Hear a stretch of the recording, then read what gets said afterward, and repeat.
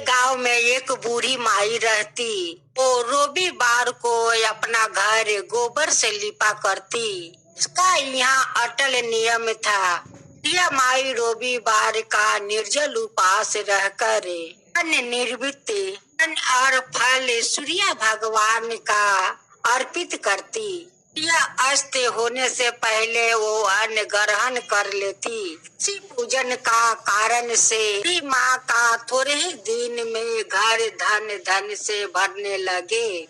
बुढ़िया का आशिक दशा देखकर कि एक पड़ोसन बुढ़िया से जलने लगी। कि पड़ोसन ने अपना मन में सोचने लगी, तेरी गाय के कारण से, लिपने पुतने के कारण से यह माई इतनी धनवान बन रही है। पड़ोसन का मन में आया, ना गाय का गोबर बुढ़िया माई का गलती से नहीं लेने दूंगी। इसी कारण से वो पड़ोसी ने अपना गाय को घर के अंदर बांधना शुरू कर दी। इसी कारण से बूढ़ी माई का गोबर मिलना बंद हो गया। अभी तो बुढ़िया माई दूसरी रविवार का गोबर से ना लिप सकी, इसलिए बड़ी असुविधा हो गई। नियम में बाधा पड़ने के कारण से बुढ़िया माई बहुत उदास हो गई।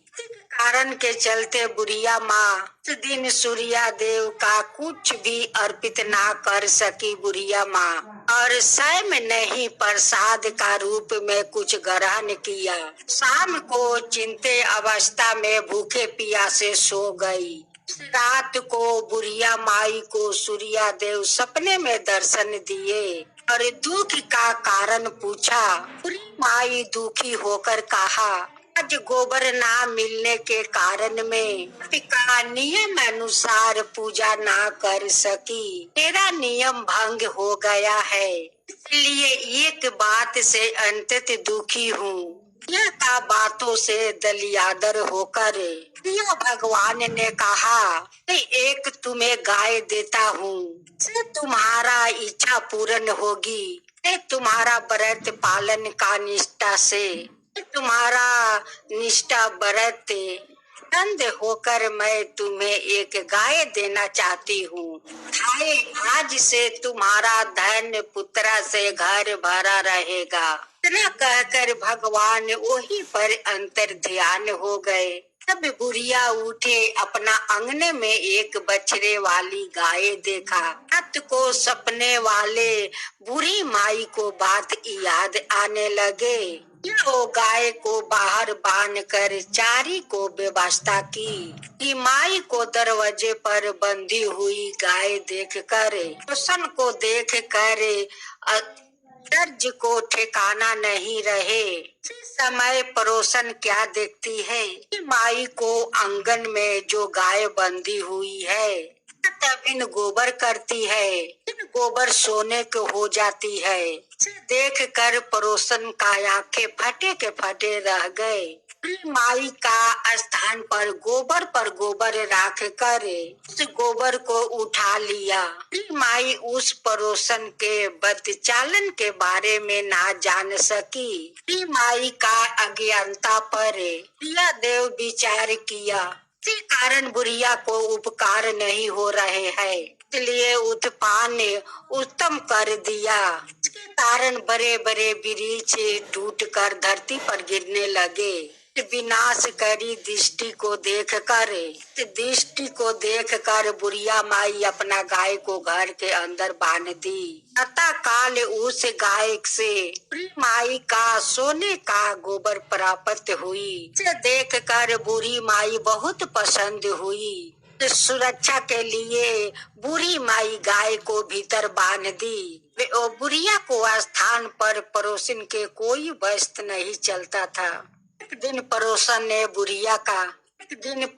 और बुढ़िया का गाय छीनने के लिए उद्देश्य एक चाल चली। अपने राजा के पास जाकर उपस्थित होकर राजा से निवेदन किया, राज, मेरी पड़ोसन बुढ़िया का पास एक अद्भुत गाय है जो सोने का गोबर देती है। यदि महाराज वो गाय आपका पास रहे तो जनता को लाभ हो सकता है। राजा ने उसकी प्रलोभ में आकर न सिपाहियों को आदेश दिया कि तुम लोग जाकर गाय को यहाँ ले आओ।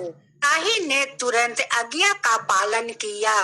वहाँ गाय का गोबर ना उठाकर ना ले जाए पावे कर राजा महल में चले गए।